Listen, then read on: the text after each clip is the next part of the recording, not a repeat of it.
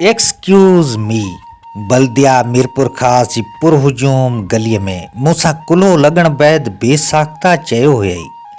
चंचल निगाहुनि जो ओलड़ो हणी पुरहुजूम बाज़ार में गुम थी वई हुई। थकल कदमनि सां तोखे ॻोल्हियो हुअमि कपिड़े कॉस्मेटिक ऐं जूतनि जे दुकान ते। दुकानदारनि सां अघनि ते ॻाल्हाईंदड़ चप, रबड़ जे गुॾियुनि खे पातल रेडीमेड कपिड़ा ॾिसंदड़ अखियूं, नफ़ीस सैंडलनि खे पाईंदड़ गुलाबी पेर ऐं वरतल सामान थेलियुनि में पैक कंदड़ सोनेरी हथ चिताए ॾिठा हुअमि। हर हंधि सहसी सुहिणियूं सूरतूं मौजूदु हुयूं, पर तूं न हुईं। तोखे वरी ॾिसण जो सपनो हो, जंहिंखे न विकामिल कपिड़े जे ताके जियां अलाए केतिरा दफ़ा खोलियो ऐं वरी वेढ़ियो हुअमि। पहिरियों भेरो मिली जुदा थी वियल तुंहिंजे नैणनि खे वरी ॾिसण वारी आस खणी अलाए केतिरा भेरा उन साॻी बाज़ार में आयो हुअसि ऐं तोखे न ॾिसी सघण वारी महरूमी दिलि जे शेपर में लिकाए घर मोटियो हुअसि, जिते अक्सर बाबा जे निगाहनि मुंहिंजे दिलि जो ख़ालीपणो ॾिसण बिना मुंहिंजे ख़ाली हथनि ॾांहुं ॾिठो हो ऐं नागवार निगाहुनि जो खांगारो मूं ते उछले वरी वरी वर्जायल सुवाल मूंखां पुछियो हो, कंहिं रोज़गार सां लॻंदे बि या वांदो पियो रोड मां पींदे। अॼु वरी नौकरीअ लाइ इंटरव्यू ॾिनो अथमि। अलाए केतिरा दफ़ा साॻियो ॾटो हयो हुअमि। इहा ख़बर हूंदे बि त बाबा जो उन जिमले तां वेसा ईअं हलियो वियो हो जीअं संदसि गॾे जे कंध जा वार गाॾीअ जे पटनि सां घसी गुम थी विया हुआ। बाबा सॼी जमार गॾा गाॾी हलाए अम्मा मूं ऐं मुंहिंजे ॿिनि भेनरनि जो पेट पालियो हो।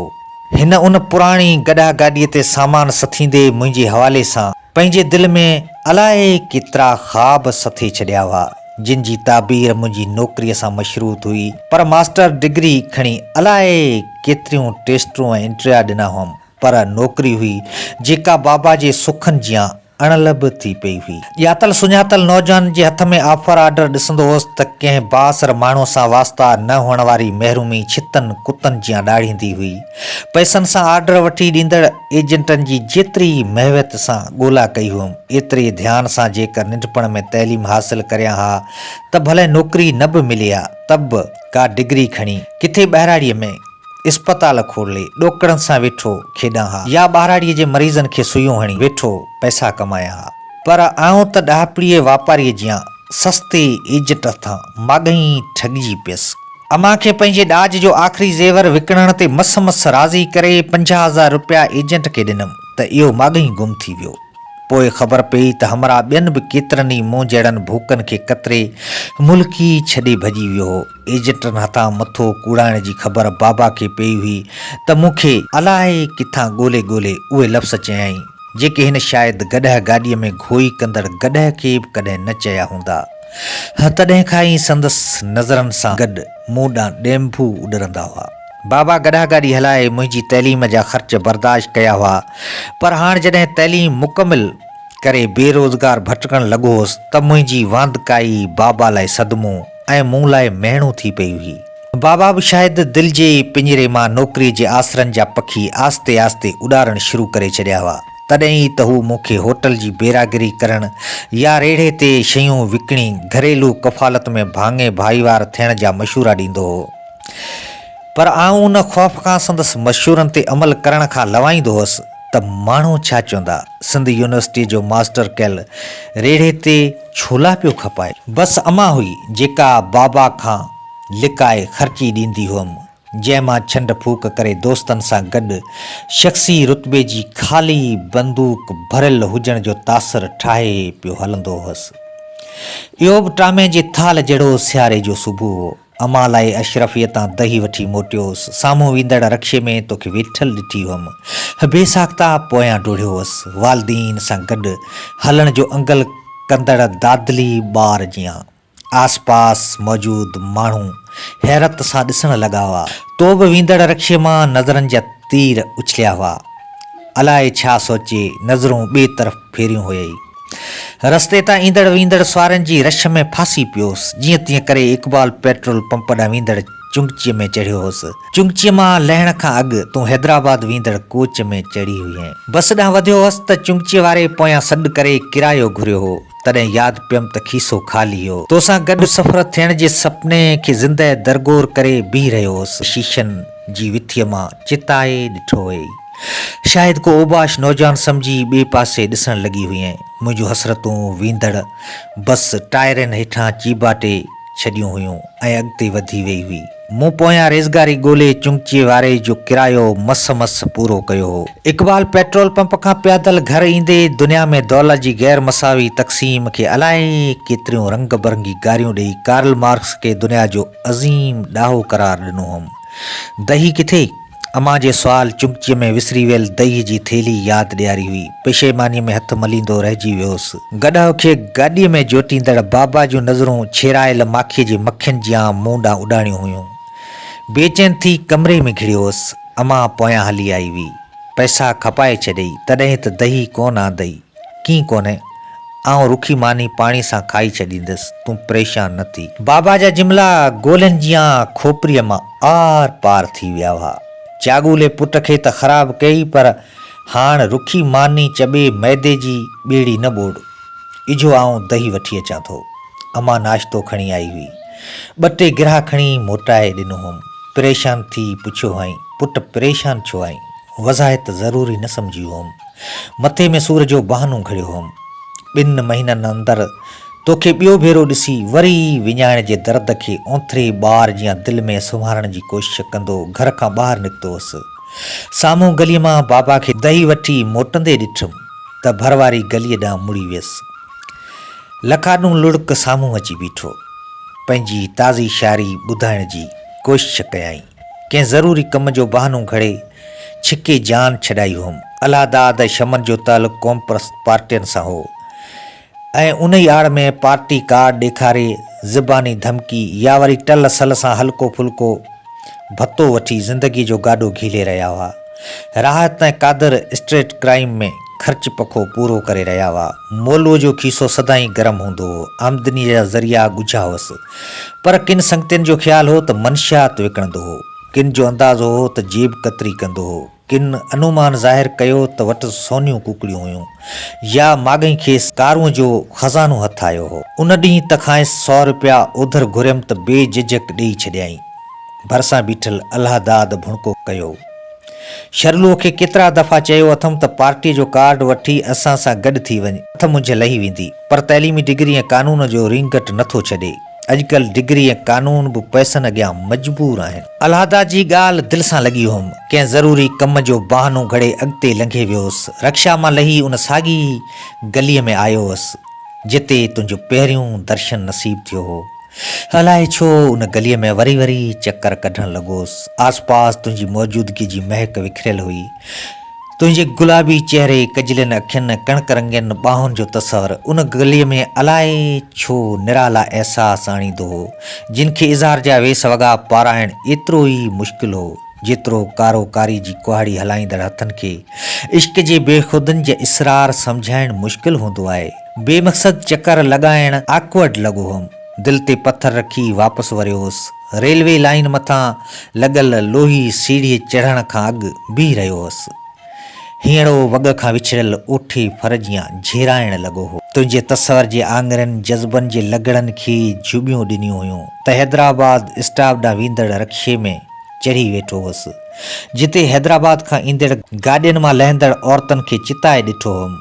उन ॾुकार जे ककर जहिड़ी आस जियां जंहिंखे वसण जी उमेद न हूंदे बि थरिया हसरत सां निहारींदा आहिनि। सॼो ॾींहुं तुंहिंजी तस्वीर अखियुनि में अटकाए उते ई ॾींहुं गुज़ारियो हुअमि। सुज पोढ़े माण्हूअ जी वहणीअ जियां ओल्हे में टुॿी हणण जी कोशिशि कई हुई त मूं बि वापसि वञण जो सोचियो हो, पर उन ई लम्हे वैन मां तूं लथी हुईं।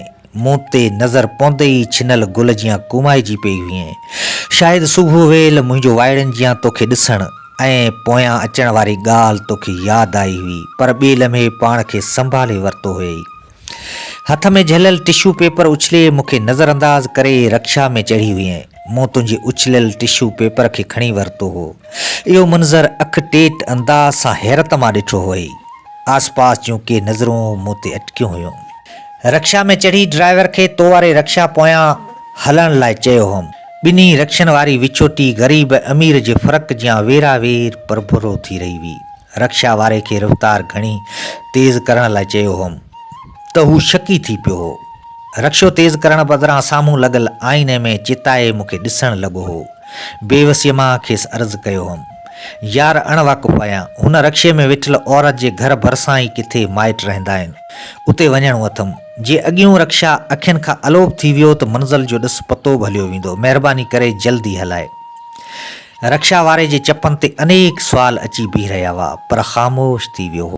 हुन रक्षा जी रफ़्तार वधाए छॾी। अॻियां गलियुनि मां मोड़ काटींदे तो वारो रक्षो लम्हनि लाइ अखियुनि खां ओझल थियो थे त काइनात ऊंदहि में हथोराड़ियूं हणण लॻी थे, उमीदनि जा दीप विसामण लॻा थे ऐं हिकु जनम खां ॿिए जनम ताईं तोखे वरी वरी विञाए वेहण वारो तसलसुल दिलि जो बिग बैंग बणियो थे। हिकु सोढ़ी गलीअ जे मोड़ खां पोइ तो वारो रक्षो अखियुनि अॻियां वरी प्रगट थियो हो त तूं किरायो अदा कंदे नज़र आई हुईं। चढ़े चढ़े किरायो ॾेई तकिड़ो तकिड़ो रक्षा मां हेठि लथो हुअसि। मूंखे ॾिसी वाइड़ी थी वई हुईं। खन पल लाइ अखियुनि खां चिंभण विसरी वियो हुअई। निगाहुनि में निगाहूं ओतियूं हुयई त वक़्तु बीह रहियो हो। जनमनि जा जोड़ ख़तमु थी पिया हुआ। माज़ी ऐं मुस्तक़बिल जा फ़र्क़ सिक जी सुर्क में हिकु ई हाल जो हिसो थी पिया हुआ। काइनात चंड मोहंडनि गुलनि जो बाग़ीचो भासण लॻी हुई ऐं तूं समुंड तां लहंदड़ सिज जी लाम थी पई हुई। पर मुंहिंजे नज़रनि जो उहो सराब सातनि जी सुराण थी तॾहिं विखरी वियो हो जॾहिं चयो हुई, बदतमीज़ किथां जा। तुंहिंजो इहो जुमिलो एक्सक्यूज़ मी खां पोइ ॿियो जुमिलो हो जेको मुंहिंजे कननि ॿुधो हो। ॿिन्ही जुमिलनि जी माना मफ़हूम ऐं मुहरकनि में ज़मीन आसमान जो फ़र्क़ु हूंदे बि पोयों जुमिलो अॻिएं जुमिले खां वधीक सुठो ऐं महज़ूज़ कंदड़ लॻो हुअमि। शायदि पहिरियों जुमिलो रस्मी ऐं जज़्बनि खां ख़ाली हो, तॾहिं त पोयों जुमिलो लग़वी तौरु खारो हूंदे मूंखे मिठो ऐं अंदर जी आवाज़ सां भरपूर लॻो हो। असल में तुंहिंजे ॻाल्हाइण में हैरत अंगेज़ तौरु अहिड़ो तरनम मौजूदु हो जेको समातुनि में कुदरती कितकाई कंदो आहे। दरिया जे छोलनि जा पड़ला, कुंजनि जा कुरला ऐं राति जी सांत में हताड़े जी तवार जा समूरा संगीत शायदि तुंहिंजे चपनि जे तंबूरे जा फितरी दोस्त हुआ। तॾहिं त तुंहिंजे उचारियल लफ़्ज़नि में एतिरी दिलरुबा नगमगी ऐं मिठो मिठो सोज़ समायल हो जो तुंहिंजे वातां ज़हरीलो जुमिलो वरी वरी ॿुधणु चाहियो हुअमि। ॿारड़े गेट खोलियो, तेज़ीअ सां घर में घिड़ी ज़ोर सां दर बंदि कयो हुई। ॼण मूं ते मौजूदु कावड़ दर ते उछले छॾी हुई।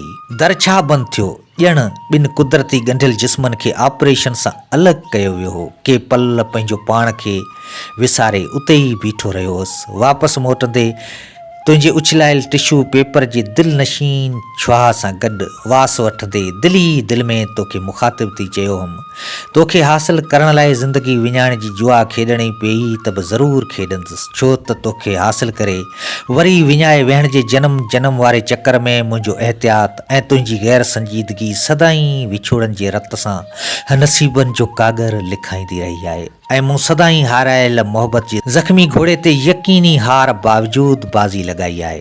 घर आयो हुअसि त अम्मा चयो हो, पुट किथे हुए, सॼो ॾींहुं सुबुह जो नाश्तो बि कोन करे वएं। परेशानीअ में घर जो कमकार बि न थिए। अॻाणू पिणई खे बि ॾंदी ॾेई चयमि, तुंहिंजी कुरकुर माॻई शर्जील खे घर छॾाए छॾियो आहे। अम्मा अॼु असांजी क्रिकेट मैच हुई, वरी ॾटो हयो हुअमि। ॾटो हणी सोचियो हुअमि, दुनिया में जीअं ॾटा मिली पवनि था ईअं पैसो छो नथो मिले। अम्मा शफ़ीक नज़रनि जा पोपट मूं ॾांहुं उॾारे रुॻो एतिरो चयो हो, पुट मानी त खाई वञी हा, बुखे पेट कहिड़ी रांदि थींदी। दिली दिलि में खिली सोचियो हुअमि, बुखे पेट रांदि भले न थिए पर पोरियो ऐं इश्क बुख जा मोहताज हुजनि हा त जेकर सभु मिलूं ऐं मुआशिका बीहजी वञनि हा ऐं ग़रीबनि लाइ इश्क बि पैसे जियां अणलभ थी पवे हा। अम्मा अक्सर बीमार रहंदी हुई, खेसि मैदे जी पुराणी तकलीफ़ हुई ऐं संदसि बीपी बि वधियल रहंदो हो। डॉक्टर दवाऊं फ्रूट खाइण ऐं पुरसुकून रहण जी हिदायत कई हुई, पर ग़ुरबत सबबु अम्मा न फ्रूट खाई सघंदी हुई ऐं न ई पुरसुकून रही सघंदी हुई। मूं ऐं ॿिनि धीअरनि जी शादी, ॾेज पोत ऐं घर जे ग़रीबाणे मसइलनि मुतलिक़ सोचे हू अक्सर बेचैन रहंदी हुई। हिन जो समूरो सुकून दौलत जी देवीअ जे मूड जो मोहताज थी पियो हो, पर दौलत जी देवी खे ज़मींदारनि, सेठनि ऐं सरमाएदारनि जे घेरे मंझि ग़रीबनि ते ध्यानु धरण जेतिरी फ़ुर्सत ई किथे हुई जो अम्मा जे औलाद लाइ चङा रिश्ता ऐं खाइण लाइ फ्रूट अचनि। ऐं बाबा जी जान गॾह गाॾी धिकण मां हमेशह लाइ छुटी पवे।